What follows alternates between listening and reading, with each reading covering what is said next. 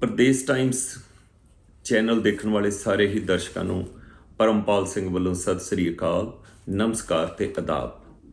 ਜਿਵੇਂ ਕਿ ਤੁਸੀਂ ਜਾਣਦੇ ਹੋ ਕਿ ਅਸੀਂ ਆਪਾਂ ਵਿਆਹ ਦੀਆਂ ਰਸਮਾਂ ਜਿਹੜੀਆਂ ਹੈਗੀਆਂ ਉਹਨਾਂ ਤੇ ਆਪਾਂ ਪ੍ਰੋਗਰਾਮ ਕਰਦੇ ਹੁੰਦੇ ਆ। ਅੱਜ ਤੱਕ ਆਪਾਂ 4 ਪ੍ਰੋਗਰਾਮ ਇਹਨਾਂ ਵਿਆਹ ਦੀਆਂ ਰਸਮਾਂ ਤੇ ਕਰ ਚੁੱਕੇ ਆ, ਸਾਡੇ ਰੀਤੀ ਰਿਵਾਜਾਂ ਤੇ। ਉਸ ਤੋਂ ਅਗਲਾ ਪ੍ਰੋਗਰਾਮ ਜਿਹੜਾ ਉਸ ਤੋਂ ਅਗਲੀ ਕਿਸ਼ਤ ਹੈ ਮੈਂ ਲੈ ਕੇ ਤੁਹਾਡੇ ਸਾਹਮਣੇ ਆਇਆ ਹੋਇਆ ਹੈ। 5ਵੀਂ ਕਿਸ਼ਤ ਹੈ ਇਹ ਆਪਣੇ ਸਾਡੇ ਵਿਆਹਾਂ ਦੀ। ਇਸ ਤੋਂ ਪਹਿਲਾਂ ਆਪਾਂ ਜਿਹੜਾ ਕੁਝ ਕੀਤਾ ਸੀਗਾ ਉਹ ਸੀਗਾ ਚੌਮੁਖੀਆ ਦੀਵਾ, ਦੁੱਧ ਇਕੱਠਾ ਕਰਨਾ, ਕੜਾਹੀ ਚਾੜਨਾ, ਮੰਜੇ ਇਕੱਠੇ ਕਰਨਾ, ਬਿਸਤਰੇ ਇਕੱਠੇ ਕਰਨਾ ਵਗੈਰਾ ਵਗੈਰਾ। ਤਾਂ ਹੁਣ ਆਪਾਂ ਅੱਗੇ ਵਧਦੇ ਹਾਂ। ਉਸ ਦੇ ਵਿੱਚ ਕੀ ਹੈ ਕਿ ਸਾਰਿਆਂ ਨਾਲੋਂ ਪਹਿਲਾਂ ਮੈਂ ਇਹ ਦੱਸਣਾ ਚਾਹੂੰਗਾ ਕਿ ਭਾਂਡਿਆਂ ਦੀ ਬੇਲ ਦਾ ਕੀ ਮਤਲਬ ਹੈ। ਦਰਸ਼ਕੋ, ਭਾਂਡਿਆਂ ਦੀ ਬੇਲ ਤੋਂ ਮਤਲਬ ਇਹ ਹੈ ਕਿ ਪੁਰਾਣੇ ਸਮਿਆਂ ਦੇ ਵਿੱਚ ਜਦੋਂ ਥੋੜ੍ਹੇ ਭਾਂਡੇ ਹੋਇਆ ਕਰਦੇ ਸੀਗੇ ਪਿੰਡ ਦੇ ਵਿੱਚ, ਇੱਕ ਘਰ ਦੇ ਵਿੱਚ ਵੱਡਾ ਪ੍ਰੋਗਰਾਮ ਹੋ ਗਿਆ ਤਾਂ ਉਹਨਾਂ ਨੇ ਇੰਨੇ ਭਾਂਡੇ, ਅੱਜ ਦੀ ਗੱਲ ਵੀ ਠੀਕ ਹੈ ਇਹ ਵੀ, ਇੰਨੇ ਭਾਂਡੇ ਘਰ ਦੇ ਵਿੱਚ ਹੁੰਦੇ ਨਹੀਂ। ਮੰਨ ਲਓ ਅੱਜ ਕੱਲ੍ਹ ਤਾਂ ਇਕੱਠ ਹੀ ਬਹੁਤ ਜ਼ਿਆਦਾ ਹੁੰਦਾ ਹੈ, 200-200 500 ਬੰਦੇ ਦਾ ਇਕੱਠ ਆਮ ਹੀ ਗੱਲ ਬਣ ਚੁੱਕੀ ਹੈਗੀ ਹੈ, ਕਿਉਂਕਿ ਰਿਸ਼ਤੇਦਾਰੀਆਂ ਬਹੁਤ ਵੱਧ ਚੁੱਕੀਆਂ ਹੈਗੀਆਂ, ਬੰਦੇ ਦਾ ਭਰੱਪਾ ਬਹੁਤ ਵੱਧ ਚੁੱਕਿਆ ਹੈਗਾ, ਆਬਾਦੀ ਬਹੁਤ ਵੱਧ ਚੁੱਕੀ ਹੈ। ਇੱਕ ਪਿੰਡ ਤੋਂ 10-10 ਪਿੰਡਾਂ ਦੇ ਵਿੱਚ ਰਿਸ਼ਤੇਦਾਰ ਫੈਲੇ ਹੋਏ ਨੇ। ਤਾਂ ਉਹਨਾਂ ਦੇ ਲਈ ਕੀ ਹੁੰਦਾ ਸੀਗਾ ਕਿ ਭਾਂਡਿਆਂ ਦਾ ਬੰਦੋਬਸਤ ਕੀਤਾ ਜਾਂਦਾ ਸੀ।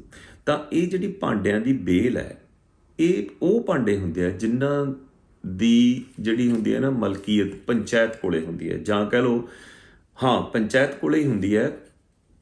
ਪਿੰਡ ਦੇ ਵਿੱਚ ਜ਼ਮੀਨ ਦੀ ਮਲਕੀਅਤ ਦੇ ਮੁਤਾਬਕ, ਜਾਂ ਕਹਿ ਲਓ ਕਿ ਸਰਦੇ ਵਰਦੇ, ਕਿੰਨਾ ਕੁ ਕੋਈ ਅਮੀਰ ਆ ਬੰਦਾ, ਕਿੰਨਾ ਕੋਈ ਸਰਦੇ ਵਰਦੇ ਮੁਤਾਬਕ ਉਹਨਾਂ ਕੋਲੋਂ ਪੈਸੇ ਇਕੱਠੇ ਕਰਕੇ ਤੇ ਉਹ ਭਾਂਡੇ ਲੈ ਲਏ ਜਾਂਦੇ ਆ। ਤਾਂ ਜਦੋਂ ਵੀ ਪਿੰਡ ਦੇ ਵਿੱਚ ਕੋਈ ਛੋਟਾ ਮੋਟਾ ਸਮਾਗਮ ਹੁੰਦਾ ਹੈ ਤਾਂ ਉਹਨਾਂ ਭਾਂਡਿਆਂ ਨੂੰ ਵਰਤਿਆ ਜਾਂਦਾ। ਆਮ ਤੌਰ ਉੱਤੇ ਭਾਂਡਿਆਂ ਦੇ ਵਿੱਚ ਕੀ ਹੁੰਦਾ ਹੈ ਕਿ ਇੱਕ ਥਾਲ ਹੁੰਦਾ, ਕੌਲੀ, ਗਲਾਸ ਤੇ ਇੱਕ ਜੱਗ ਹੁੰਦੇ ਸੀ, ਪੁਰਾਣੇ ਜੱਗ ਪਿੱਤਲ ਦੇ ਜਿਹੜੇ ਹੁੰਦੇ ਸੀਗੇ। ਤੇ ਇਸ ਤਰ੍ਹਾਂ ਦੀਆਂ ਹੋਰ ਕੜਾਹੀਆਂ ਵਗੈਰਾ ਜਾਂ ਕੋਈ ਹੋਰ ਦੇਗ ਵਗੈਰਾ, ਵੱਡੀ ਦੇਗ ਸਮਝਦੇ ਹੋ ਨਾ, ਬਹੁਤ ਵੱਡਾ ਪਤੀਲਾ ਜਿਹੜਾ ਹੁੰਦਾ ਉਹਨੂੰ ਦੇਗਾ ਕਹਿੰਦੇ ਆ, ਦੇਗ ਕਹਿੰਦੇ ਆ। ਤਾਂ ਕੜਾਹੀਆਂ ਹੁੰਦੀਆਂ ਸੀ, ਖੁਰਚਣੇ ਹੁੰਦੇ ਸੀ, ਇੱਦਾਂ ਦੀਆਂ ਚੀਜ਼ਾਂ ਜਿਹੜੀਆਂ ਆਮ ਤੌਰ ਉੱਤੇ ਆਪਾਂ ਵਰਤਦੇ ਸੀਗੇ, ਉਹ ਜਿਹੜੀਆਂ ਹੁੰਦੀਆਂ ਭਾਂਡਿਆਂ ਦੇ ਵਿੱਚ ਰੱਖੀ ਜਾਂਦੀਆਂ ਸੀ। ਇਸ ਨੂੰ ਪੰਚਾਇਤ ਘਰ ਦੇ ਵਿੱਚ ਜਾਂ ਕਿਸੇ ਮੁਹਤਬਰ ਬੰਦੇ ਦੇ ਘਰ ਦੇ ਵਿੱਚ ਇਸ ਨੂੰ ਸਾਂਭਿਆ ਜਾਂਦਾ ਸੀ। ਤੇ ਜਦੋਂ ਕਿਸੇ ਨੂੰ ਜ਼ਰੂਰਤ ਹੁੰਦੀ ਸੀ ਉਹ ਗਿਣ ਕੇ ਭਾਂਡੇ ਲੈ ਜਾਂਦਾ ਸੀਗਾ ਤੇ ਉਵੇਂ ਗਿਣ ਕੇ ਦੇ ਜਾਂਦਾ ਸੀ। ਸਾਡੇ ਪਿੰਡ ਦੀ ਰਵਾਇਤ ਇਹ ਹੋ ਗਈ ਸੀਗੀ ਕਿ ਜਦੋਂ ਵੀ ਇਹ ਭਾਂਡੇ ਕੋਈ ਲੈ ਕੇ ਜਾਂਦਾ ਨਾ, ਉਹ ਆਪਦੇ ਵੱਲੋਂ ਕੁਛ ਨਾ ਕੁਛ ਤਿਲ ਫੁੱਲ ਉਹ ਭਾਂਡਿਆਂ ਦੇ ਨਾਲ ਦਿੰਦਾ ਤਾਂ ਕਿ ਹੋਰ ਆਪਾਂ ਭਾਂਡੇ ਲੈ ਸਕੀਏ। ਜਾਂ ਇਹ ਕਰਦੇ ਸੀ ਕਿ ਜਿਹੇ ਉਹ ਭਾਂਡੇ ਸੀ ਨਾ, ਉਹੋ ਜਿਹੀ ਕੋਈ ਥਾਲ, ਕੌਲੀਆਂ, ਗਲਾਸ ਵਗੈਰਾ ਲੈ ਕੇ ਹੋਰ ਪਾ ਕੇ ਵਿੱਚ ਦੇ ਜਾਂਦਾ ਤਾਂ ਕਿ ਅੱਗੇ ਤੋਂ ਅੱਗੇ ਜਿਵੇਂ ਵਰਤੇ ਜਾਂਦੇ ਆ ਭਾਂਡੇ ਉਹ ਵੱਧਦੇ ਰਹਿਣ। ਕਦੇ ਕਦੇ ਗਵਾਚ ਵੀ ਜਾਂਦੇ ਹੁੰਦੇ ਸੀ ਤਾਂ ਉਹ ਵੀ ਜਿਹੜੀ ਹੈਗੀ ਆ ਉਹਦੀ ਭਰਾਈ ਹੋ ਜਾਂਦੀ ਸੀ। ਸੋ ਇਹ ਸੀਗੀ ਭਾਂਡਿਆਂ ਦੀ ਕਹਿ ਲਓ ਭਾਂਡਿਆਂ ਦੀ ਬੇਲ, ਕਿ ਪੰਚਾਇਤੀ ਭਾਂਡਿਆਂ ਨੂੰ ਬੇਲ ਕਹਿੰਦੇ ਆ। ਤਾਂ ਅੱਜ ਕੱਲ੍ਹ ਹੁਣ ਦੇਖਿਆ ਜਾਵੇ, ਜੇ ਮੈਂ ਇਹ ਗੱਲ ਅੱਜ ਤੋਂ 50-60 ਸਾਲ ਪਹਿਲਾਂ ਦੀ ਕਰ ਰਿਹਾ, ਸ਼ਾਇਦ ਉਦੋਂ ਪਹਿਲਾਂ ਤੋਂ ਇਹੀ ਪ੍ਰਚਲਿਤ ਸੀਗੀ। ਅੱਜ ਕੱਲ੍ਹ ਦੇਖਿਆ ਜਾਵੇ ਤਾਂ ਅੱਜ ਕੱਲ੍ਹ ਭਾਂਡੇ, ਤੁਹਾਨੂੰ ਪਤਾ ਹੈ ਕਿ ਵਿਆਹ ਹੀ ਨਹੀਂ ਉਸ ਤਰੀਕੇ ਨਾਲ ਹੁੰਦੇ ਤੇ ਭਾਂਡਿਆਂ ਦੀ ਜ਼ਰੂਰਤ ਵੀ ਕੀ ਹੋਣੀ ਹੈ। ਜੇ ਵਿਆਹ ਹੁੰਦੇ ਆ ਤਾਂ ਉਹ ਮਤਲਬ ਹੋ ਜਾਂਦੇ ਆ ਵਿਆਹ ਕਿਸੇ ਜੰਦ ਘਰ, ਕਿਸੇ ਜਿਹਨੂੰ ਕਹਿੰਦੇ ਆ ਮੈਰਿਜ ਪੈਲੇਸ ਹੈ, ਉਹਨਾਂ ਦੇ ਵਿੱਚ ਹੋ ਜਾਂਦੇ ਆ। ਉੱਥੇ ਸਾਰੀ ਕਰੋਕਰੀ ਕਹਿੰਦੇ ਹੈਗੇ ਆ, ਜਿਹੜੇ ਚੀਨੀ ਦੇ ਭਾਂਡੇ ਹੁੰਦੇ ਆ, ਉਹਨਾਂ ਨੂੰ ਉਹ ਵਰਤਦੇ ਨੇ। ਉਸ ਤਰ੍ਹਾਂ ਹੀ ਉੱਥੇ ਵਰਤ ਕੇ ਤੇ ਉਸੇ ਦਿਨ ਹੀ ਵਿਆਹ ਖਤਮ ਹੋ ਜਾਂਦਾ ਤੇ ਚਲੇ ਜਾਂਦੇ ਨੇ। ਜਾਣੀ ਇੰਨੇ ਭਾਂਡਿਆਂ ਦੀ ਜ਼ਰੂਰਤ ਪੈਂਦੀ ਨਹੀਂ ਹੈ ਕਿਉਂਕਿ ਸਮਾਂ ਬਹੁਤ ਤੇਜ਼ੀ ਨਾਲ ਅੱਗੇ ਵੱਧ ਰਿਹਾ ਹੈ। ਸੋ ਅੱਜ ਕੱਲ੍ਹ ਦਾ ਹਿਸਾਬ ਕਿਤਾਬ ਇਹ ਹੈ ਕਿ ਭਾਂਡੇ ਜੇ ਹੈਗੇ ਵੀ ਆ ਘਰ 'ਚ, ਵੈਸੇ ਹੀ ਇੱਕ ਗੱਲ ਤੁਹਾਨੂੰ ਦੱਸਾਂ, ਪਿੰਡਾਂ 'ਚ ਅੱਜ ਵੀ ਹੈਗੇ ਆ, ਬਲਕਿ ਜਿਹੜੀਆਂ ਸਭਾਵਾਂ ਸ਼ਹਿਰਾਂ 'ਚ ਬਣੀਆਂ ਹੋਈਆਂ ਉਹਨਾਂ ਦੇ ਕੋਲ ਵੀ ਭਾਂਡਿਆਂ ਦੀ ਬੇਲ ਹੁੰਦੀ ਹੈ ਤੇ ਅਸੀਂ ਉਹਨਾਂ ਕੋਲੋਂ ਲੈ ਵੀ ਸਕਦੇ ਹਾਂ ਨਿਰਸ਼ੁਲਕ। ਕੋਈ ਉਸ ਦਾ ਫੀਸ ਨਹੀਂ ਲੱਗਦੀ, ਕੋਈ ਚਾਰਜ ਨਹੀਂ ਲੱਗਦਾ ਉਹਦਾ, ਤੇ ਉਹ ਭਾਂਡਿਆਂ ਨੂੰ ਵਰਤ ਕੇ ਉਵੇਂ ਗਿਣ ਗਿਣਾ ਕੇ ਤੇ ਦਿੱਤੇ ਜਾਂਦੇ ਆ। ਸੋ ਮਤਲਬ ਇਹ ਦੱਸਣ ਦਾ ਸੀਗਾ ਕਿ ਇਹ ਭਾਂਡੇ ਹਰ ਇੱਕ ਸਮਾਗਮ 'ਚ ਵਰਤੇ ਜਾਂਦੇ ਆ ਤੇ ਇਹਨਾਂ ਨੂੰ ਭਾਂਡਿਆਂ ਦੀ ਬੇਲ ਕਹਿੰਦੇ ਆ, ਜਿਹੜੇ ਸਾਂਝੇ ਤੌਰ 'ਤੇ ਪੰਚਾਇਤੀ ਭਾਂਡੇ ਹੁੰਦੇ। ਦੂਜੀ ਗੱਲ ਆਪਾਂ ਅੱਜ ਜਿਹੜੀ ਕਰਨੀ ਆ ਉਹ ਹੈਗੀ ਆ ਨਾਨਕੀ ਛੱਕ ਤੇ। ਦੇਖੋ, ਹਰ ਇੱਕ ਵਿਆਹ ਦੇ ਵਿੱਚ ਜਿਹੜਾ ਨਾਨਕਾ ਮੇਲ ਹੁੰਦਾ ਨਾ, ਉਹਦਾ ਬਹੁਤ ਹੀ ਜ਼ਿਆਦਾ ਮਹੱਤਵ ਹੁੰਦਾ। ਉਸ ਤੋਂ ਬਗੈਰ ਤਾਂ ਕਹਿੰਦੇ ਆ ਕਿ ਵਿਆਹ ਹੁੰਦਾ ਹੀ ਨਹੀਂ। ਮੈਂ ਤਾਂ ਇਹ ਕਹਿਣਾ, ਹੁਣ ਜਿਹੜਾ ਇੱਕ ਨਾਨਕਾ ਮੇਲ ਆਉਣਾ, ਇੱਕ ਨਾਨਕੀ ਛੱਕ, ਨਾਨਕੀ ਸ਼ੱਕ ਕਹਿ ਦਿੰਦੇ ਆ, ਨਾਨਕ ਸ਼ੱਕ ਵੀ ਕਹਿ ਦਿੰਦੇ ਆ। ਅਲੱਗ-ਅਲੱਗ ਜਿਹੜਾ ਪੰਜਾਬ ਦੇ ਖੇਤਰ ਹੈ ਨਾ ਉਹਨਾਂ 'ਚ ਇਸ ਤਰ੍ਹਾਂ ਬੋਲਿਆ ਜਾਂਦਾ ਵੀ ਨਾਨਕਿਆਂ ਦੀ ਸ਼ੱਕ। ਉਹਦਾ ਮਤਲਬ ਇਹ ਹੈ ਕਿ ਜਦੋਂ ਵੀ ਧੀ ਦੀ, ਕਿਸੇ ਦੀ ਧੀ ਦਾ ਜਾਣੀ ਆਪਾਂ ਇਹ ਕਹਿ ਲਓ ਨਾਨਕਿਆਂ ਵਾਲੇ ਪਾਸੇ ਲੈ ਲਓ, ਨਾਨਕਿਆਂ ਵਾਲੇ ਜਦੋਂ ਕਿਸੇ ਦੋਤੇ ਜਾਂ ਦੋਤੀ ਦਾ ਵਿਆਹ ਹੁੰਦਾ, ਠੀਕ ਹੈ ਨਾ, ਇਹ ਸੌਖਾ ਕੰਮ ਹੈ। ਜਦੋਂ ਕਿਸੇ ਦੋਤੇ ਤੇ ਦੋਤੀ ਦਾ ਵਿਆਹ ਹੁੰਦਾ ਤਾਂ ਉਸ ਟਾਈਮ ਨਾਨਕਿਆਂ ਵੱਲੋਂ ਨਾਨਕਾ ਸ਼ੱਕ ਜਾਂ ਨਾਨਕੀ ਸ਼ੱਕ ਲੈ ਕੇ ਲਿਆਂਦੀ ਜਾਂਦੀ ਹੈ। ਉਹ ਨਾਨਕੀ ਸ਼ੱਕ ਕੀ ਚੀਜ਼ ਹੁੰਦੀ ਹੈ? ਨਾਨਕੀ ਸ਼ੱਕ ਹੁੰਦੀ ਹੈ ਕਿ ਜਦੋਂ ਧੀ ਦਾ ਵਿਆਹ ਹੁੰਦਾ ਉਦੋਂ ਜਿਨਸ ਦੇ ਰੂਪ ਦੇ ਵਿੱਚ, ਜਿਵੇਂ ਕਣਕ, ਛੋਲੇ ਜਾਂ ਦਾਲਾਂ, ਇਹਦੇ ਰੂਪ ਦੇ ਵਿੱਚ ਆਪਦੇ ਦੋਤੀ ਦੇ ਵਿਆਹ ਦੇ ਵਿੱਚ ਇਹ ਚੀਜ਼ਾਂ ਲਿਆਂਦੀਆਂ ਜਾਂਦੀਆਂ। ਉੱਥੋਂ ਇੱਕ ਨਾਨਕੀ ਸ਼ੱਕ ਨਾਂ ਸ਼ੁਰੂ ਹੋਇਆ, ਕਿਉਂਕਿ ਵੀ ਨਾਨਕਿਆਂ ਵੱਲੋਂ ਇੱਕ ਤਰ੍ਹਾਂ ਦੀ ਜਿਹੜਾ ਤੁਹਾਡੇ ਸਮਾਗਮ ਰੱਖਿਆ ਹੋਇਆ ਨਾ ਉਹਦੇ ਵਿੱਚ ਉਹਨਾਂ ਦਾ ਹਿੱਸਾ ਪੈ ਜਾਂਦਾ। ਪਰ ਇਹ ਜਿਹੜੀ ਨਾਨਕੀ ਸ਼ੱਕ ਸੀ ਇਹ ਜਿਨਸ ਦੇ ਰੂਪ ਦੇ ਵਿੱਚ ਮਦਦ ਕਰਨ ਵਾਲੀ ਚੀਜ਼ ਸੀ, ਉਹਨੂੰ ਨਾਨਕੀ ਸ਼ੱਕ ਕਿਹਾ ਸੀ। ਸਮੇਂ ਦੇ ਲਿਹਾਜ਼ ਦੇ ਨਾਲ, ਸਮੇਂ ਦੇ ਵਾਪਰਨ ਦੇ ਨਾਲ ਕੀ ਹੋਇਆ ਕਿ ਇਸ ਨਾਨਕੀ ਸ਼ੱਕ ਦੇ ਵਿੱਚ ਕੁਝ ਭਾਂਡੇ ਆਉਣ ਲੱਗੇ, ਭਾਂਡੇ ਵੀ ਦਿੰਦੇ ਆ ਨਾਨਕੇ, ਕੁਝ ਸੂਟ ਆਉਣ ਲੱਗੇ, ਕੁਝ ਰੁਪਈਏ ਵੀ ਆਉਣ ਲੱਗੇ, ਕੋਈ ਗਹਿਣਾ ਗੱਟਾ ਆਉਣ ਲੱਗ ਗਿਆ। ਜਾਣੀ ਸਮੇਂ ਦੇ ਲਿਹਾਜ਼ ਦੇ ਨਾਲ, ਸਮੇਂ ਦੇ ਬਤੀਤ ਹੋਣ ਦੇ ਨਾਲ ਨਾਲ ਇਹਦੇ ਵਿੱਚ ਜਿਹੜੀਆਂ ਹੈਗੀਆਂ ਬਦਲਾਅ ਆਉਂਦੇ ਗਏ। ਤਾਂ ਅੱਜ ਕੱਲ੍ਹ ਵੀ ਨਾਨਕੀ ਸ਼ੱਕ ਲਿਆਂਦੀ ਜਾਂਦੀ ਹੈ, ਨਾਨਕ ਸ਼ੱਕ ਲਿਆਂਦੀ ਜਾਂਦੀ ਹੈ। ਪਰ ਪਹਿਲਾਂ ਜਿਹੜੀ ਪਰੰਪਰਾ ਸੀ ਉਹ ਮੈਂ ਤੁਹਾਨੂੰ ਦੱਸਦਾ ਕਿ ਦੋਤੀ ਦੇ ਵਿਆਹ ਦੇ ਵਿੱਚ ਨਾਨਕੇ ਟੱਬਰ ਜਿਹੜਾ ਸੀ, ਨਾਨਕਾ ਟੱਬਰ ਸਾਰਾ, ਜ਼ਰੂਰੀ ਨਹੀਂ ਕਿ ਨਾਨਕੇ ਇਕੱਲੇ, ਠੀਕ ਹੈ, ਨਾਨਾ ਨਾਨੀ ਜ਼ਰੂਰੀ ਨਹੀਂ, ਨਾਨਕਾ ਟੱਬਰ ਸਾਰਾ ਜਿਹਦੇ ਵਿੱਚ ਮਾਮੇ ਵੀ ਆਉਂਦੇ ਸੀ, ਠੀਕ ਹੈ ਨਾ, ਮਾਸੀਆਂ ਵੀ ਆਉਂਦੀਆਂ ਸੀ। ਤਾਂ ਉਹ ਸਾਰੇ ਜਣੇ ਇਕੱਠਾ ਕਰਕੇ ਇੱਕ ਸਮਾਨ ਆਪਦੀ ਦੋਤੀ ਦੇ ਲਈ ਪਹੁੰਚਾਉਂਦੇ। ਇੱਥੇ ਇੱਕ ਗੱਲ ਜ਼ਿਕਰਯੋਗ ਆ, ਉਸ ਨੂੰ ਗੱਲ ਨੂੰ ਸਮਝਣਾ ਕਿ ਉਹ ਜਿਹੜੇ ਨਾਨਕਲੇ ਉਹਨਾਂ ਦੀ ਧੀ ਇਸ ਘਰੇ ਵਿਆਹੀ ਹੋਈ ਹੈ, ਤਾਂ ਹੁਣ ਉਹਦੀ ਧੀ ਦੀ ਧੀ ਦਾ ਅੱਗੇ ਵਿਆਹ, ਠੀਕ ਹੈ। ਤਾਂ ਜਦੋਂ ਉਹ ਆਉਂਦੇ ਆ ਨਾ ਆਪਣੀ ਦੋਤੀ ਦੇ ਵਿਆਹ ਦੇ ਵਿੱਚ, ਤਾਂ ਉਸ ਦੇ ਲਈ ਫਿਰ ਸੂਟ, ਕੋਈ ਗਹਿਣਾ ਗੱਟਾ, ਕੋਈ ਵੀ ਕਿਸੇ ਤਰੀਕੇ ਦਾ, ਤੇ 5 ਭਾਂਡੇ ਹੁੰਦੇ ਆ ਆਮ ਤੌਰ ਉੱਤੇ, ਤੇ ਉਸ ਦੇ ਨਾਲ ਹੀ ਉਹਦੀ ਧੀ ਨੂੰ ਵੀ ਸੂਟ ਹੁੰਦਾ ਹੈਗਾ, ਤੇ ਜਾਨੀ ਪੈਸੇ ਵੀ ਹੁੰਦੇ ਹੈਗੇ ਆ ਥੋੜ੍ਹੇ ਬਹੁਤੇ ਮਦਦ ਦੇ ਲਈ, ਜਿੰਨੇ ਵੀ ਕੀਤੇ ਜਾਣ ਇਕੱਠੇ ਕਰਕੇ ਨਾਨਕਿਆਂ ਦੇ ਵੱਲੋਂ ਜਿਹੜੀ ਚੀਜ਼ ਇਹ ਲਿਆਂਦੀ ਜਾਂਦੀ ਉਹਨੂੰ ਨਾਨਕਾ ਸ਼ੱਕ ਕਹਿੰਦੇ ਆ। ਦੇਖੋ ਉਸ ਦੇ ਵਿੱਚ ਨਾ ਫਿਰ ਸਮੇਂ ਦੇ ਬੀਤਣ ਦੇ ਨਾਲ ਉਸ ਦੇ ਵਿੱਚ ਇਹ ਵੀ ਆ ਗਿਆ ਕਿ 2 ਪੱਕੇ ਬਿਸਤਰੇ ਜਾਂ 3 ਪੱਕੇ ਬਿਸਤਰੇ, 2 ਕੱਚੇ ਬਿਸਤਰੇ, ਭਾਂਡੇ, ਗਹਿਣਾ ਗੱਟਾ, ਸੂਟ, ਕੋਈ ਦੁਪੱਟਾ, ਕੋਈ ਖੇਸ, ਕੋਈ ਕੰਬਲ, ਇਹ ਸਾਰਾ ਇਹ ਸਾਰਾ ਦੋਤੀ ਦੇ ਵਿਆਹ ਦੇ ਵਿੱਚ ਲਿਆਂਦਾ ਜਾਂਦਾ, ਜਿਹਨੂੰ ਵੀ ਜਿਸ ਤਰ੍ਹਾਂ ਦਿੱਤਾ ਜਾਂਦਾ। ਹਾਂ, ਇੱਥੇ ਹੁਣ ਮੈਂ ਇੱਕ ਗੱਲ ਹੋਰ ਵੀ ਦੱਸਦਾ, ਦੋਤੇ ਦੇ ਵਿਆਹ ਦੇ ਵਿੱਚ ਇਹ ਬਿਸਤਰੇ ਵਗੈਰਾ ਨਹੀਂ ਦਿੱਤੇ ਜਾਂਦੇ। ਦੋਤੇ ਦੇ ਵਿਆਹ ਦੇ ਵਿੱਚ ਜਾਣੀ ਧੀ ਦੇ ਨਾਨਕਿਆਂ ਦੇ ਵੱਲੋਂ ਉਹਨਾਂ ਦੀ ਧੀ ਦੇ ਬੇਟੇ ਤੇ, ਜਾਣੀ ਉਹਦੇ ਦੋਤੇ ਦੇ ਵਿਆਹ ਦੇ ਵਿੱਚ ਉਹ ਇੰਨੀਆਂ ਚੀਜ਼ਾਂ ਲੈ ਕੇ ਆਉਂਦੇ ਆ ਕਿ ਇੱਕ ਤਾਂ ਦੋਤੇ ਲਈ ਜਿਵੇਂ ਪੱਗ ਹੋਇਆ, ਖੇਸ ਹੋਈ, ਸੂਟ ਹੋਇਆ, ਕੋਟ ਪੈਂਟ ਆਉਂਦਾ ਕਈ ਵਾਰੀ, ਜਾਂ ਕੋਈ ਇੱਦਾਂ ਦਾ ਕੋਈ ਵੀ ਕੱਪੜਾ ਜਿਹੜਾ ਕਿ ਜਿਵੇਂ ਅਚਕਨ ਵਗੈਰਾ ਜਾਂ ਇਸ ਤਰ੍ਹਾਂ ਦੀਆਂ ਚੀਜ਼ਾਂ ਆਉਂਦੀਆਂ। ਤੇ ਉਸ ਦੇ ਨਾਲ ਉਸ ਨੂੰ ਜਿਹੜੇ ਸਰਦੇ ਵਰਦੇ ਨਾਨਕੇ ਸੀ ਨਾ, ਉਹ ਕੈਂਠਾ ਵੀ ਲੈ ਕੇ ਆਉਂਦੇ ਹੁੰਦੇ ਸੀਗੇ, ਤੇ ਉਹ ਕੈਂਠਾ ਸੋਨੇ ਦਾ ਹੁੰਦਾ ਸੀ, ਭਾਵ ਕਹਿਣ ਦਾ ਕਿ ਸੋਨੇ ਦੀ ਕੋਈ ਟੂਮ ਛੱਲਾ ਦਿੱਤਾ ਜਾਂਦਾ ਸੀ। ਤੇ ਨਾਲ ਹੀ ਉਹ ਆਪਦੀ ਧੀ ਦੇ ਲਈ ਵੀ ਕੁਝ ਲੈ ਕੇ ਆਉਂਦੇ, ਉਹਦੇ ਵਿੱਚ ਵੀ ਕੋਈ ਗਹਿਣਾ ਸ਼ਾਮਲ ਹੁੰਦਾ, ਸੂਟ ਸ਼ਾਮਲ ਹੁੰਦਾ, ਆਪਦੇ ਜਵਾਈ ਲਈ ਵੀ ਲੈ ਕੇ ਆਉਂਦੇ, ਉਹਦੇ ਵਿੱਚ ਵੀ ਕੋਈ ਸੂਟ ਵਗੈਰਾ ਜਾਂ ਇਸ ਤਰ੍ਹਾਂ ਭਾਂਡੇ ਵੀ ਹੁੰਦੇ, ਕੋਈ ਹੋਰ ਜਿਹਨੂੰ ਉਪਹਾਰ ਕਹਿੰਦੇ ਆ ਕੋਈ ਵਿਆਹ ਦੇ ਵਿੱਚ ਵਰਤਣ ਵਾਲੇ ਉਹ ਵੀ ਹੁੰਦੇ, ਤੇ 4 ਛਿੱਲੜ ਵੀ ਅਗਲਾ ਦਿੰਦਾ ਕਿ ਭਾਈ ਮੇਰੀ ਧੀ ਦੇ ਮੁੰਡੇ ਦਾ ਵਿਆਹ। ਜਾਣੀ ਇਹ ਸਾਰੀਆਂ ਚੀਜ਼ਾਂ ਨਾਨਕਿਆਂ ਵੱਲੋਂ ਇਕੱਠੀਆਂ ਕਰਕੇ ਦਿੱਤੀਆਂ ਜਾਂਦੀਆਂ। ਬੜਾ ਵਧੀਆ ਮਾਹੌਲ ਸੀਗਾ, ਬੜਾ ਪਿਆਰ ਸੀਗਾ ਉਸ ਦੇ ਵਿੱਚ, ਤੇ ਉਹ ਨਾਨਕ ਸ਼ੱਕ ਹੁੰਦੀ ਸੀ। ਇੱਕ ਚੀਜ਼ ਹੋਰ ਤੁਹਾਨੂੰ ਦੱਸਦਾ, ਜਦੋਂ ਇਹ ਨਾਨਕ ਸ਼ੱਕ ਆਉਂਦੀ ਹੁੰਦੀ ਨਾ, ਤੇ ਜਿਹੜੀ ਧੀ ਹੈ, ਧੀ ਦੀ ਜਿਹੜੀ ਬੇਟੀ ਦਾ ਜਾਂ ਬੇਟੇ ਦਾ ਵਿਆਹ, ਜਾਣੀ ਕਿ ਨਾਨਕਿਆਂ ਦੇ ਦੋਤੇ ਦਾ ਵਿਆਹ, ਉਹਨੂੰ ਬਹੁਤ ਮਾਣ ਹੁੰਦਾ ਸੀਗਾ ਕਿ ਮੇਰੇ ਜਿਹੜੇ ਪੇਕੇ ਆ ਨਾ ਉਹ ਆਹ ਚੀਜ਼ਾਂ ਲੈ ਕੇ ਆਏ ਆ।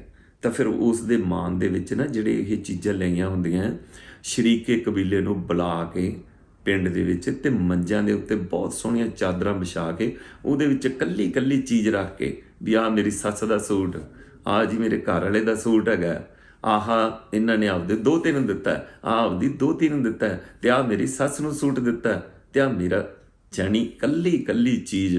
ਮੇਰਾ ਖਿਆਲ ਉਸ ਧੀ ਨੂੰ, ਜਿਹਦੀ ਬੇਟੇ ਦਾ ਵਿਆਹ, ਬੇਟੀ ਦਾ ਵਿਆਹ, ਉਹਨੂੰ 10 ਵਾਰੀ ਭਾਵੇਂ ਦੱਸਣਾ ਪਵੇ, ਪਰ ਬੜੇ ਮਾਣ ਨਾਲ ਦੱਸਦੀ ਹੁੰਦੀ ਸੀ ਕਿ ਆਹ ਚੀਜ਼ਾਂ ਭਾਈ ਮੇਰੇ ਪੇਕੇ ਵੱਲੋਂ ਆਈਆਂ।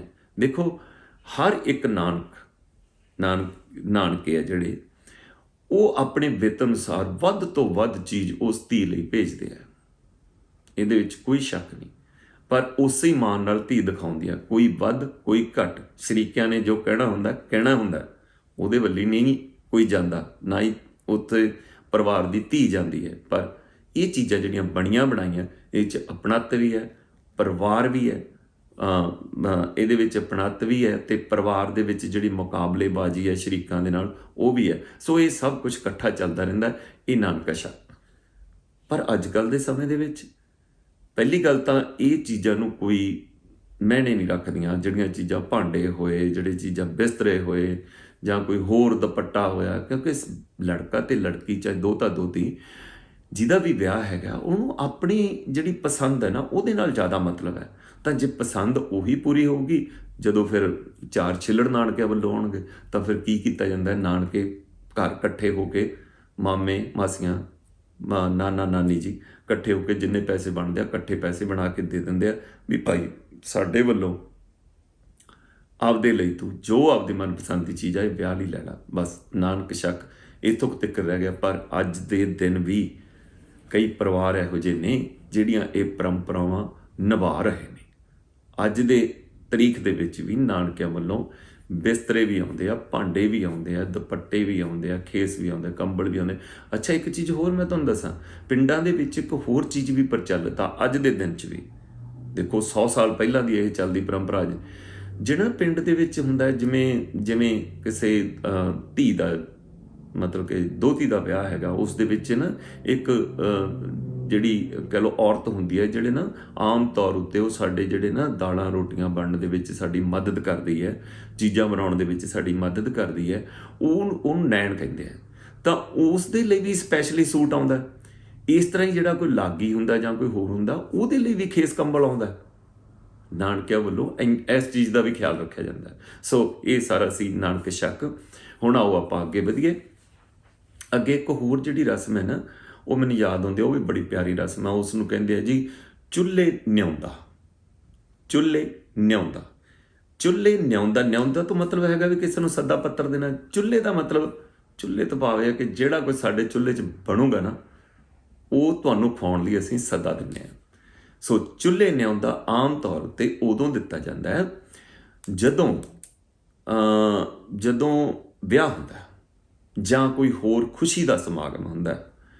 ਕੋਈ ਵੀ ਖੁਸ਼ੀ ਦਾ ਸਮਾਗਮ ਹੋ ਗਿਆ ਤਾਂ ਉਦੋਂ ਇਹ ਚੁੱਲ੍ਹੇ ਨਿਆਉਂਦਾ ਦਿੱਤਾ ਜਾਂਦਾ। ਤਾਂ ਆਮ ਤੌਰ 'ਤੇ ਕੀ ਕੀਤਾ ਜਾਂਦਾ ਕਿ ਸਾਡੇ ਜਿਹੜੇ ਪਰਿਵਾਰ ਦੇ ਨਾਲ ਵਰਤਣ ਵਾਲੇ ਪਰਿਵਾਰ ਹੈ ਜਿਹੜੇ, ਜਾਂ ਕਹਿ ਲਓ ਸਾਡੇ ਸ਼ਰੀਕੇ ਆ ਜਿਹੜੇ, ਜਾਂ ਕਹਿ ਲਓ ਸਾਡੇ ਰਿਸ਼ਤੇਦਾਰ ਆ ਜਿਹੜੇ, ਉਹਨਾਂ ਨੂੰ ਜਿਹੜੇ ਨੇੜੇ ਦੇ ਆ ਬਹੁਤ, ਉਹਨਾਂ ਨੂੰ ਚੁੱਲ੍ਹੇ ਨਿਆਉਂਦਾ ਦਿੱਤਾ ਜਾਂਦਾ ਹੈ। ਚੁੱਲ੍ਹੇ ਨਿਆਉਂਦਾ ਤੋਂ ਭਾਵ ਇਹ ਹੁੰਦਾ ਕਿ ਭਾਈ ਅਸੀਂ ਤੁਹਾਨੂੰ ਸੱਦਾ ਦੇ ਰਹੇ ਹਾਂ, ਤੁਸੀਂ ਉਸ ਦਿਨ ਆਪਦੇ ਚੁੱਲ੍ਹੇ ਆ ਜਿਹੜੀ ਅੱਗ ਨਹੀਂ ਪਾਉਣੀ ਹੈ, ਜੋ ਕੁਝ ਖਾਣਾ ਸਾਡੇ ਘਰੇ ਖਾਣਾ।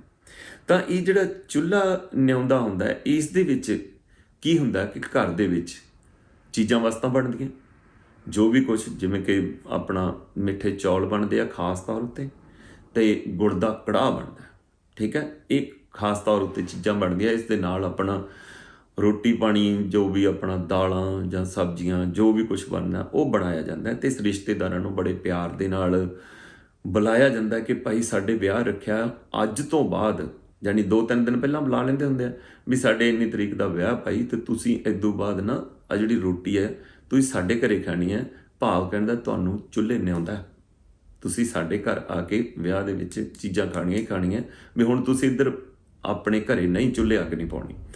ਇੱਕ ਚੀਜ਼ ਹੋਰ ਨੋਟ ਕਰੋ ਕਿ ਜਦੋਂ ਚੁੱਲ੍ਹਾ ਨਿਆਉਂਦਾ ਦਿੱਤਾ ਜਾਂਦਾ ਸੀ ਨਾ, ਕੋਈ ਬਜ਼ੁਰਗ ਮਾਤਾ ਜਾਂ ਬਜ਼ੁਰਗ ਪਿਤਾ ਕੋਈ, ਜੇ ਉਹ ਨਹੀਂ ਆ ਸਕਦਾ ਸੀ ਉਸ ਘਰੇ, ਤਾਂ ਉਸ ਨੂੰ ਜਿਸ ਘਰੇ ਵਿਆਹ ਹੈਗਾ, ਜਿਸ ਘਰੇ ਵੱਲੋਂ ਚੁੱਲ੍ਹੇ ਨਿਆਉਂਦਾ ਦਿੱਤਾ ਗਿਆ, ਉਹਨਾਂ ਵੱਲੋਂ ਸਪੈਸ਼ਲ ਖਾਸ ਤੌਰ ਉੱਤੇ ਇੱਕ ਥਾਲੀ ਬਣਾ ਕੇ ਉਹ ਜਿਹੜਾ ਭੋਜਨ ਹੈ ਉਹ ਜਿਹੜਾ ਭੇਜਿਆ ਜਾਂਦਾ ਉੱਥੇ ਉਸ ਬਜ਼ੁਰਗ ਲਈ, ਉਸ ਬਜ਼ੁਰਗ ਮਾਤਾ ਪਿਤਾ ਲਈ, ਕਿ ਬਈ ਨਹੀਂ ਤੁਸੀਂ ਤਾਂ ਚੁੱਲ੍ਹੇ ਅੱਗ ਨਹੀਂ ਪਾਉਣੀ, ਇਹ ਚੁੱਲ੍ਹੇ ਨੇ ਆਉਂਦਾ ਸਾਡਾ। ਤਾਂ ਹੀ ਉੱਥੋਂ ਗੱਲ ਬਣੀ ਹੋਈ ਹੈ ਨਾ ਕਿ ਅੱਛਾ ਇੱਕ ਚੀਜ਼ ਹੋਰ ਯਾਦ ਆ ਗਈ, ਮੰਨ ਲਓ ਜਿਹਨੂੰ ਚੁੱਲ੍ਹੇ ਨੇ ਆਉਂਦਾ ਦਿੱਤਾ ਹੋਇਆ, ਉਹਨਾਂ ਦੇ ਘਰੇ ਕੋਈ ਨਵੀਂ ਵਿਆਹੀ ਵਹੁਟੀ ਆਈ ਹੋਈ ਹੈ, ਉਹਨਾਂ ਦੀ ਨੂੰਹ ਹੋ ਸਕਦੀ, ਉਹ ਜਿਹੜੀ ਨਵੀਂ ਵਿਆਹੀ ਵਹੁਟੀ ਆਈ ਹੈ ਨਾ, ਉਸ ਨੇ ਵੀ ਨਾਲ ਆਉਣਾ, ਠੀਕ ਹੈ। ਉਹ ਜਦੋਂ ਪਹਿਲੀ ਵਾਰ ਉੱਥੇ ਚੁੱਲ੍ਹੇ ਨੇ ਆਉਂਦਾ ਦਿੱਤਾ ਹੋਇਆ, ਤਾਂ ਪਹਿਲੀ ਵਾਰ ਨਵੀਂ ਵਹੁਟੀ ਜਦੋਂ ਪਹਿਲੀ ਵਾਰ ਉਹਨਾਂ ਦੇ ਘਰੇ ਆਉਂਦੀ ਹੈ, ਤਾਂ ਉਸ ਤੋਂ ਬਾਅਦ ਭੋਜਨ ਛਕਣ ਤੋਂ ਬਾਅਦ ਵੀ ਉਸ ਨੂੰ ਸਪੈਸ਼ਲ ਤੌਰ ਉੱਤੇ ਇੱਕ ਸ਼ਗਨ ਦਿੱਤਾ ਜਾਂਦਾ, ਤਾਂ ਪੈਸੇ ਵੀ ਦਿੱਤੇ ਜਾਂਦੇ ਆ, ਥੋੜ੍ਹਾ ਬਹੁਤਾ ਉਸ ਦੀ ਨਾ ਝੋਲੀ ਦੇ ਵਿੱਚ ਕਹਿੰਦੇ ਹੈਗਾ ਕਿ ਗੁੜ ਦਾ ਮਤਲਬ ਕਿ ਭੇਲੀ ਤਾਂ ਨਹੀਂ ਕਹਿੰਦੇ, ਭੇਲੀ ਵੱਡੀ ਦਾ ਗੁੜ ਦਾ ਲੱਡੂ ਹੁੰਦਾ ਹੈ ਨਾ ਜਿਹੜਾ, ਉਹ ਪਾ ਕੇ ਦਿੱਤਾ ਜਾਂਦਾ ਉਸ ਨੂੰ, ਵੀ ਭਾਈ ਤੂੰ ਬੀਬਾ ਤੂੰ ਨੂੰਹ ਹੈਗੀਆਂ ਉਸ ਘਰ ਦੀਆਂ, ਅਤੇ ਸਾਡੇ ਵੀ ਘਰੇ ਤੇਰਾ ਆਉਣ ਜਾਣਾ ਹੋ ਗਿਆ, ਅਤੇ ਤੂੰ ਚੁੱਲ੍ਹੇ ਨੇ ਜਦੋਂ ਦਿੱਤਾ ਅਸੀਂ ਉਦੋਂ ਆਈਆਂ, ਵੀ ਆਹ ਲੈ, ਜਾਣੀ ਉਹਦਾ ਖਾਸ ਤੌਰ ਉੱਤੇ ਮਾਣ ਸਤਿਕਾਰ ਕੀਤਾ ਜਾਂਦਾ। ਤਾਂ ਇਹ ਸੀਗੀ ਇਹ ਮਤਲਬ। ਅੱਛਾ, ਇਸ ਤੋਂ ਇਲਾਵਾ ਵੀ ਜੇ ਕੋਈ ਜਿਨ੍ਹਾਂ ਚੁੱਲ੍ਹੇ ਨੇ ਆਉਂਦਾ ਕੀਤਾ ਗਿਆ, ਉਹਨਾਂ ਦੇ ਘਰੇ ਕੋਈ ਪ੍ਰਾਹੁਣਾ ਆਇਆ ਹੋਵੇ, ਭਾਵੇਂ ਉਹਨਾਂ ਦਾ ਦੋਸਤ ਹੀ ਹੋਵੇ, ਹੋਰ ਵੀ ਉਹ ਵੀ ਚੁੱਲ੍ਹੇ ਨੇ ਆਉਂਦੇ, ਅਤੇ ਉਹ ਵੀ ਨਿਮੰਤਰਣ ਉਸ ਨੂੰ ਵੀ ਆ, ਉਹਨੂੰ ਵੀ ਸੱਦਾ ਦਿੱਤਾ ਜਾਂਦਾ।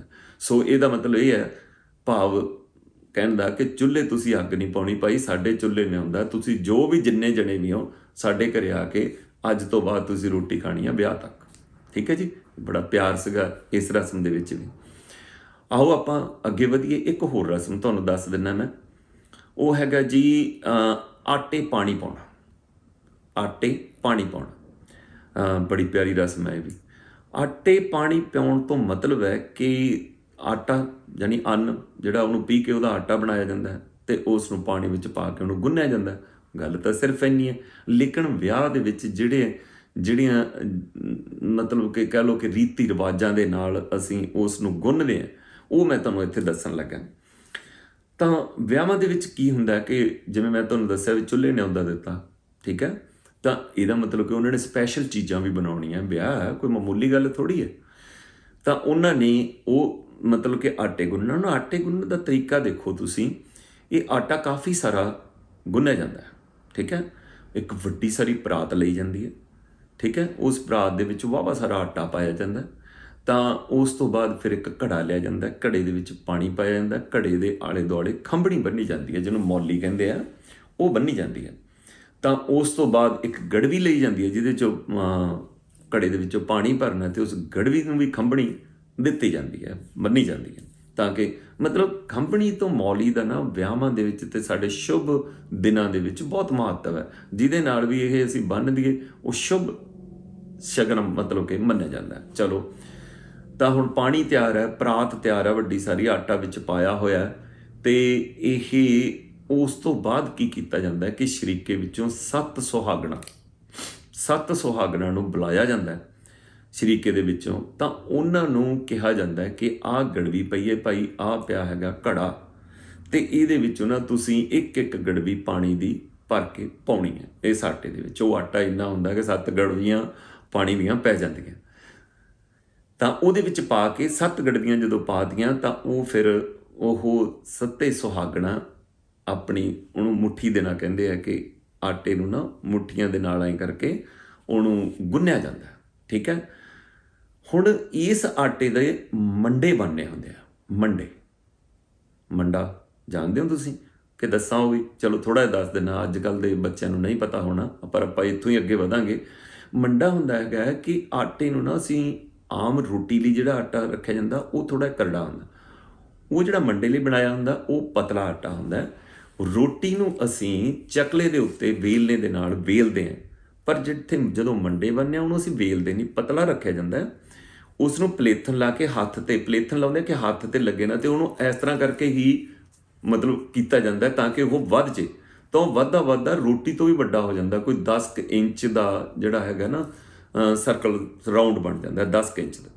ਤਾਂ 10 ਇੰਚ ਤੋਂ 12 ਇੰਚ ਦਾ ਐਂ ਕਰਕੇ ਬਣਾਇਆ, ਤਾਂ ਉਸ ਨੂੰ ਪੁੱਠੇ ਹੱਥਾਂ 'ਤੇ ਰੱਖ ਲੈਂਦਾ। ਪੁੱਠੇ ਹੱਥਾਂ ਦੇ ਨਾਲ ਰੱਖਣ 'ਤੇ ਫਿਰ ਉਸ ਨੂੰ ਤਵੇ ਦੇ ਉੱਤੇ ਪਾਇਆ ਜਾਂਦਾ ਜਾਂ ਤਵੀ 'ਤੇ ਪਾਇਆ ਜਾਂਦਾ, ਜਿਹੜੀ ਤਵੀ ਵੱਡੀ ਹੁੰਦੀ ਹੈ। ਉਹ ਪਤਲਾ ਹੁੰਦਾ, ਇਸ ਕਰਕੇ ਕਈ ਵਾਰੀ ਥੱਲਣਾ ਮੁਸ਼ਕਿਲ ਹੁੰਦਾ, ਅਤੇ ਇਸ ਕਰਕੇ ਖੁਰਚਣੇ ਦੇ ਨਾਲ ਥੱਲ ਕੇ ਉਸ ਨੂੰ ਬਣਾਇਆ ਜਾਂਦਾ ਹੈ। ਤੇ ਜਦੋਂ ਦਿੱਤਾ ਜਾਂਦਾ ਹੈ, ਮੰਡੇ ਸਵਾਦ ਬਹੁਤ ਹੁੰਦੇ ਆ।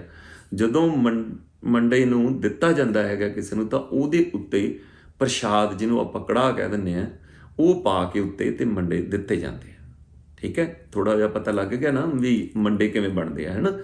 ਅੱਛਾ, ਤਾਂ ਮੰਡੇ ਬਣਾਉਣੇ ਹੁੰਦੇ ਆ ਇਸ ਆਟੇ ਦੇ, ਤੇ ਇਸ ਕਰਕੇ ਫਿਰ ਉਹ 7 ਗੜਵੀਆਂ ਪਾ ਕੇ, ਜੇ ਹੋਰ ਪਾਣੀ ਦੀ ਜ਼ਰੂਰਤ ਹੈਗੀ ਹੈ ਤਾਂ ਉਸ ਨੂੰ, ਆਟੇ ਨੂੰ ਥੋੜਾ ਜਿਹਾ ਪਤਲਾ ਆਮ ਤੌਰ ਤੇ ਰੱਖਿਆ ਜਾਂਦਾ ਤੇ ਪੂਰਾ ਚੰਗੀ ਤਰੀਕੇ ਦੇ ਨਾਲ ਉਹਨੂੰ ਗੁੰਨਿਆ ਜਾਂਦਾ। ਕਿਸੇ ਪਾਸੋਂ ਕੋਈ ਡਲੀ ਜਾਂ ਕੋਈ ਕਰੜਾ ਰਹਿਣਾ ਨਹੀਂ ਚਾਹੀਦਾ, ਐਨ ਬਰਾਬਰ ਦਾ। ਤਾਂ ਉਸ ਦੇ ਵਿੱਚੋਂ ਫਿਰ ਮੰਡੇ ਬਣਾਏ ਜਾਂਦੇ ਆ ਜੀ।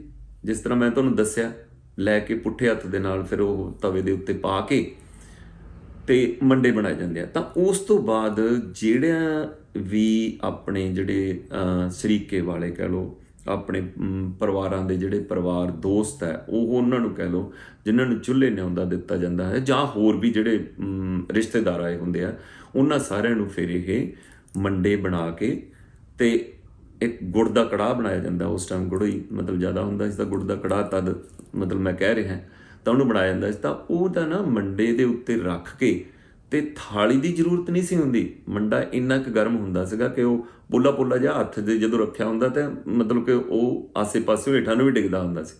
ਤਾਂ ਵਿੱਚ ਉਹਦੇ ਰੱਖਿਆ ਹੁੰਦਾ ਗੁੜ ਦਾ ਕੜਾਹ, ਤੇ ਉਹਦੇ ਨਾਲ ਖਾਣ ਦਾ ਜਿਹੜਾ ਨਜ਼ਾਰਾ ਸੀ ਨਾ, ਬੱਲੇ ਬੱਲੇ। ਅੱਛਾ, ਇਹ ਜਦੋਂ ਆਟਾ ਗੁੰਨਦੀਆਂ ਸੀ ਨਾ, ਉਹ ਸੱਤੇ ਸੁਹਾਗਣਾ, ਮੈਂ ਤੁਹਾਨੂੰ ਦੱਸਣਾ ਭੁੱਲ ਗਿਆ, ਤਾਂ ਉਹ ਸੁਹਾਗਾਂ ਦੇ ਗੀਤ ਵੀ ਗਾਇਆ ਕਰਦੀਆਂ ਸੀ। ਜਿਵੇਂ ਮਾਂ ਕੀ ਕਹਿੰਦੇ ਹੁੰਦੇ, ਸੁੱਖਾਂ ਸੁੱਖ ਦੇ ਨੂੰ ਇਹ ਦੇਣ ਆਇਆ, ਵਗੈਰਾ ਵਗੈਰਾ।